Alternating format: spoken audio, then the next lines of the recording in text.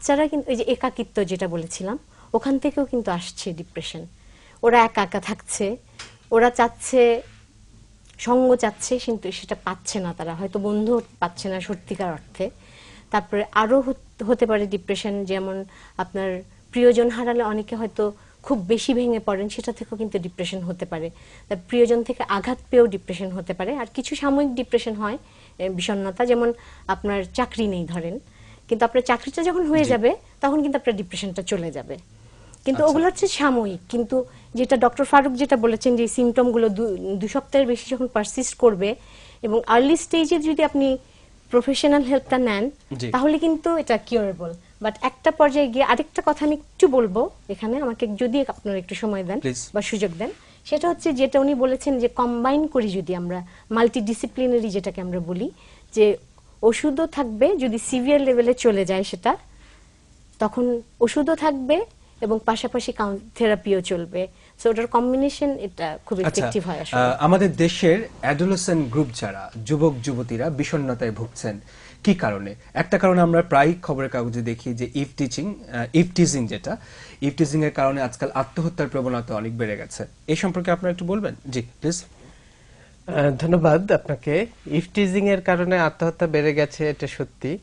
আসলে যেটা হয় যে ইফটিজিং এর যে প্রতিক্রিয়া কতগুলো হয় যে ইমিডিয়েট, একেবারে সাময়িকভাবে, তখন হয় যে তারা তাদের আবেগটাকে সংবরণ করতে পারে না। আমরা বলি যে ইমোশনাল আপসেট অথবা ক্যাটাস্ট্রফি। এরকম অবস্থায় তারা অনেক সময় খুব ইম্পালসিভ হয়ে যায় এবং অনেক সময় আত্মহত্যা করে থাকে। এবং আরো কিছু প্রতিক্রিয়া যেগুলো হয় একটু ডিলেড, ধীরে ধীরে হয়। এই ইফটিজিং হয়তো তারা হ্যান্ডেল করতে পারছেন না, মানসিকভাবে এটার সাথে মানিয়ে নিতে পারছেন না, তখন অনেকে তারা খুব বিষণ্ণ হয়ে পড়েন।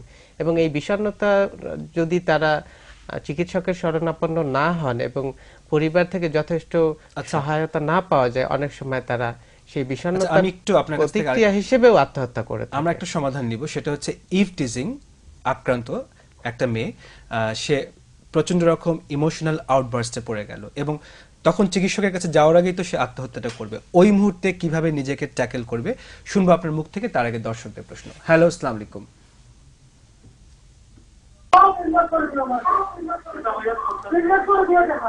হ্যালো, আপনার টেলিভিশনের ভলিউম কমিয়ে দয়া করে আমাদের সাথে কথা বলুন প্লিজ। হ্যালো, আসসালামু আলাইকুম। ওয়ালাইকুম সালাম। ভাই, আমি ইসলামগঞ্জ থেকে জালাল লস্কর বলছিলাম। আমার সমস্যা হচ্ছে অল্পতেই আমি বিষণ্ণ হয়ে যাই। হ্যাঁ, অল্পতেই আমার মনটা বিষণ্ণ হয়ে যায় এবং স্থানীয় ভাবে যারা ডাক্তার আছেন তাদের পরামর্শে ট্রান্সনিল বা এইরকম কিছু খাইলে একটু ভালো থাকি। আচ্ছা জি। তারপরে আবার মানে অবস্থা আগের মতো হয়ে যায়। আমার একটু মানে দয়া করে বিশেষজ্ঞ পরামর্শ কিভাবে আরো ধৈর্যশীল হওয়া যায়। জি ভাই শুনুন, অল্পতেই বিরক্ত হয়ে যান তিনি। ধন্যবাদ আপনাকে। আমি বলবো যে আপনার এটি হয়তো আপনার ব্যক্তিত্বের সমস্যা। কারণ হচ্ছে আমরা ব্যক্তি হিসেবে এক একজন এক এক রকম, আমাদের জীবনে বিভিন্ন ঘটনা ঘটে, কিন্তু সেগুলোতে আমাদের প্রতিক্রিয়া কিন্তু একরকম হয় না। তো আবেগ আমাদের মধ্যে স্বাভাবিকভাবেই আছে, কিন্তু অকারণে আবেগ আপ্লুত হওয়া অথবা আবেগের বশে কোনো একটি অঘটন ঘটিয়ে ফেলা, এটা আমরা একটু অস্বাভাবিক বলে থাকি। এবং আপনার যদি এই সমস্যাটা গুরুতর হয়, আপনি খুব এটি নিয়ে চিন্তিত হন, আমি বলবো আপনি মনোরোগ বিদ্যা বিভাগে অথবা যে সমস্ত কাউন্সিলিং সেন্টার আছে, যেমন আমাদের দর্পণ আছে, এরকম কোনো একটি জায়গায় চলে আসবেন। আমরা আপনার সঙ্গে কথা বলে আপনার সমস্যাগুলো আরো ভালোভাবে বোঝার চেষ্টা করব এবং আপনাকে হয়তো আমরা যেগুলোকে বলে সাইকোথেরাপি, সেরকম কিছু একটির মাধ্যমে আপনার এই অবস্থাটা কাটিয়ে উঠতে সাহায্য করব।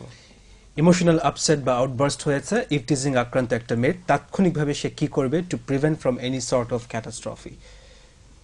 আমি বলবো প্রথমেই তাকে বাবা মা বা যারা বাড়িতে আছেন নির্ভরযোগ্য ব্যক্তি যারা, তাদের সঙ্গে বিষয়টা শেয়ার করা, যে আমি এরকম একটি অবস্থার মধ্যে পড়েছি, আমার মধ্যে প্রচন্ড আবেগ তৈরি হয়েছে, আমি এটি কন্ট্রোল করতে পারছি না, আমি কি করব, আমার ভয় হচ্ছে। তো সেক্ষেত্রে বাবা মা হয়তো তাকে যথেষ্ট সাপোর্ট দিতে পারবেন এবং সেক্ষেত্রে হয়তো এই ঘটনাটা অ্যাভয়েড করা যাবে। কিন্তু বাবা মা যদি মনে করেন বা সে নিজেও যদি মনে করেন যে তার অবস্থাটা এমনই যে বাড়িতে হয়তো এটি নিয়ন্ত্রণ করা সম্ভব না, তখন আমরা পরামর্শ দেব ওনারা অতি দ্রুত যেন কোনো মনোরোগ বিদ্যা বিশেষজ্ঞের সঙ্গে পরামর্শ করেন। পরীক্ষায় খারাপ করেছেন এবং পরিবারের সদস্যরা গালমন্দ করছে, পরিণতিতে আত্মহত্যা, তাৎক্ষণিকভাবে কি করণীয়? তাৎক্ষণিকভাবে প্রথমেই হচ্ছে যে এই যে হাই এক্সপেকটেশন, এই যে বললেন আপনি পরীক্ষায় খারাপ করেছে, খারাপ বলতে আপনি কি বোঝাচ্ছেন? তার মানে কি তার আগে থেকে ফ্যামিলি থেকে একটা আশা ছিল যে তার সন্তান এরকম ফল করবে, আশানুরূপ যখন হলো না, তো সেই ক্ষেত্রে আমরা বলি কি হাই এক্সপেকটেশনটা না করা, বিকজ এটা তার উপর প্রচন্ড মানসিক একটা চাপ সৃষ্টি করে, যেটার থেকে সে কিন্তু আত্মহত্যা পর্যন্ত যেতে পারে। কাজে ফ্যামিলি মেম্বারদের একটা দায়িত্ব আছে। প্রচন্ড সাপোর্ট দিতে হবে তাদেরকে, এবং ওই হাই এক্সপেকটেশনটা যে আমার সন্তান তার কতটুকুন ক্ষমতা, জি। এবিলিটি আছে সেটা বুঝতে হবে তাদেরকে। জি। না বুঝে যদি আপনি তার উপর প্রেশার ক্রিয়েট করতে থাকেন, সে তো তার সীমার বাইরে তো যেতে পারবে না। তো এই সাধারণ একটা ঘটনা থেকেও কিন্তু আত্মহত্যা একটা অসাধারণ একটা ঘটনা একটা ঘটে যায়। মারাত্মক দুর্ঘটনা ঘটে যেতে পারে। Exactly. দীর্ঘদিন থেকে হার্টের অসুখে ভুগছেন এমন একটা মানুষ বিষণ্ণতায়ও ভুগতে পারেন, তার বেলায় কি করণীয়? বিভিন্ন ক্রনিক ডিজিজে যারা আক্রান্ত তাদের বেলায় বিষণ্ণতা কাটানোর উপায়গুলো কি কি ডাক্তার ফারুক বলবেন, তবে তার আগে আপনাদের প্রশ্ন আবার নিয়ে নিচ্ছি। হ্যালো জি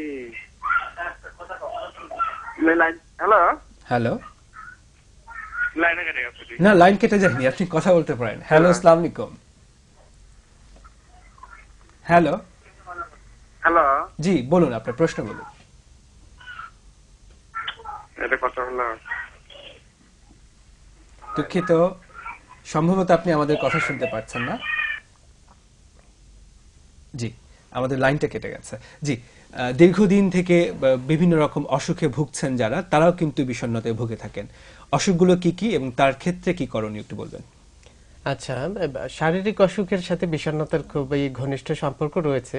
আপনি যেটা বলেছেন যে দীর্ঘমেয়াদী শারীরিক রোগ যন্ত্রণা এগুলো বিষণ্ণতা তৈরি করে, এবং এক্ষেত্রে আমরা যে অসুখগুলোর সাথে বিষণ্ণতার খুব ঘনিষ্ঠ সম্পর্ক পাই সেগুলি হচ্ছে, যেমন একটি হচ্ছে পার্কিনসন্স ডিজিজ। আপনি জানেন যে এই অসুখটা হলে মানুষের সারা শরীর বা বিশেষ করে হাতে এক ধরনের কাঁপুনি তৈরি হয়। এছাড়া রয়েছে মস্তিষ্কের বিভিন্ন ধরনের টিউমার, তারপরে আমরা যেটাকে বলি মস্তিষ্কের রক্তক্ষরণ, সেটার একটি প্রতিক্রিয়া হিসেবে হতে পারে। তারপরে স্ট্রোক যেটাকে আমরা বলি। স্ট্রোক আমরা বলি। তাছাড়া ক্যান্সারের মতো ঘাতক ব্যাধি, তারপরে ডায়াবেটিস এবং হার্ট অ্যাটাক যেগুলোকে বলে, আমাদের ভাষায় আমরা বলি মায়োকার্ডিয়াল ইনফার্কশন, এই ধরনের রোগীরাও কিন্তু বিভিন্ন পর্যায়ে বিষণ্ণতায় আক্রান্ত হতে পারে। তবে এক্ষেত্রে সবচেয়ে ভালো হয় আমরা যেটাকে বলি মাল্টিডিসিপ্লিনারি অ্যাপ্রোচ, অর্থাৎ এক্ষেত্রে ওই রোগের বিশেষজ্ঞ সাথে মনোরোগ বিশেষজ্ঞ এবং সাইকোলজিস্ট যারা আছেন সবাই মিলে কেস হ্যান্ডেল করতে হবে, তার সমস্যাটাকে বোঝার চেষ্টা করতে হবে, এবং সেই অনুযায়ী যদি ওষুধ প্রয়োজন হয়, যদি সাইকোথেরাপি প্রয়োজন হয়, আমরা সেই অনুযায়ী ব্যবস্থা নিতে পারব। মাল্টিডিসিপ্লিনারি অ্যাপ্রোচের মধ্যে কি আপনি ফ্যামিলি মেম্বারদেরকে ইনক্লুড করবেন? অবশ্যই ফ্যামিলি মেম্বাররা এই মাল্টিডিসিপ্লিনারি টিমের একটি পার্ট। সুতরাং আমরা সবাই মিলে যদি কাজ করি তাহলে আচ্ছা, আমরা কি করব সেটা তো আমরা জানি, পরিবারের সদস্যরা কি করবেন, কিভাবে পরিবারের সাপোর্ট দিবেন? সদস্যরা প্রথমে তার আচরণগুলোকে এবং বিভিন্ন ঘটনার তার যে প্রতিক্রিয়াগুলো উনি দেখান সেগুলোকে অবজার্ভ করার চেষ্টা করবেন। সেগুলো যদি তাদের মনে হয় যে না, ওনার এই প্রতিক্রিয়াগুলো একটু অস্বাভাবিক, তখন তারা, আমার পরামর্শ হচ্ছে তারা মনোরোগ বিশেষজ্ঞদের সঙ্গে পরামর্শ করবেন এবং সম্ভব হলে তাদের কাছে ওনাকে নিয়ে যাবেন। সেক্ষেত্রে আমরা ওনার কথাবার্তা, ওনার আচরণ এবং উনি কি ধরনের চিন্তা ভাবনা করছেন সবকিছু বিবেচনা করে আমরা প্রয়োজনীয় ব্যবস্থা নিতে পারবো। আচ্ছা, দর্শক মণ্ডলী, ডিপ্রেশন বা বিষণ্ণতার একটা বড় কারণ হচ্ছে দাম্পত্য কলহ। এই ব্যাপারে অভিজ্ঞ বিশেষ যারা আছেন তারা কি বলেন, কিভাবে এই দাম্পত্য কলহ থেকে তৈরি হওয়া বিষণ্ণতা কাটানো যায়, প্লিজ। আসলে দাম্পত্য জীবনটা এটা জয়েন্ট ভেঞ্চার, যেটাকে আমরা বলবো টু ওয়ে ট্রাফিক, দুজনকে কিন্তু কাজ করতে হয়।